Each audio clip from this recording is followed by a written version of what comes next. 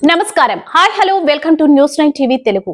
నింగి వైపు భారత్ మరో అడుగు వేసింది. ప్రపంచ దేశాలు ఆశ్చర్యపోయేలా అగ్రరాజ్యం అమెరికా సైతం భారత్ వైపు చూసేలా ఇస్రో సరికొత్త చరిత్రను లిఖించింది. భారతదేశపు గడ్డపై నుంచి ఇప్పటి వరకు ప్రయోగించబడిన అత్యంత బరువైన ఉపగ్రహాన్ని కక్షలోకి పంపడం ద్వారా మన శాస్త్రవేత్తలు సత్తా చాటారు. LVM-3 M6 ప్రయోగం కేవలం ఒక రాకెట్ ప్రయోగం మాత్రమే కాదు, ఇది భారతదేశ ఆత్మ గౌరవ శిఖరం. అగ్రరాజ్యం అమెరికాకు చెందిన బ్లూబర్డ్ బ్లాక్ 2 ఉపగ్రహాన్ని విజయవంతంగా దాని కక్షలో ప్రవేశపెట్టిన ఈ అద్భుతమైన ఘట్టంపై మా ప్రత్యేక కథనం. విశ్వవీధిలో ఇస్రో విశ్వరూపం LVM-3 M6 ప్రయోగంలో అంతరిక్ష రంగానికి సరికొత్త దిశ. భారతదేశం మరోసారి అంతరిక్ష వినీల ఆకాశంలో తన త్రివర్ణ పతాకాన్ని సగర్వంగా ఎగరేసింది.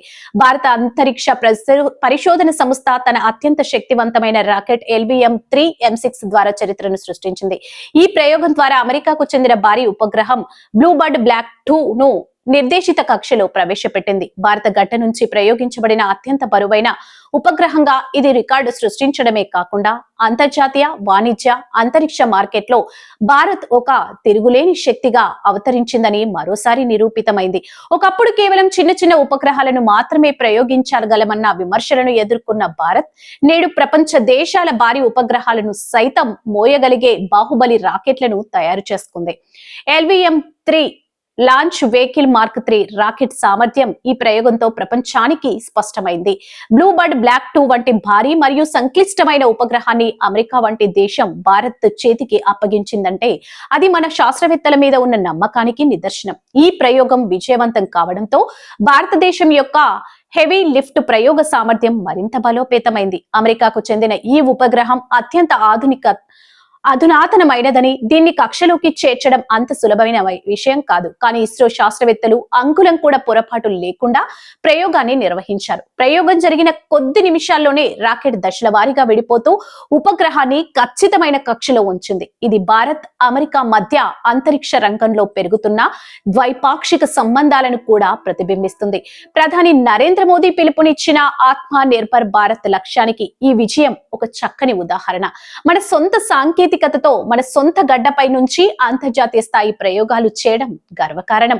ప్రపంచ వాణిజ్య ప్రయోగ మార్కెట్లో యూరప్ మరియు అమెరికా ప్రైవేట్ సంస్థలకు ఇస్రో ఇప్పుడు ప్రధాన పోటీదారిగా నిలిచింది.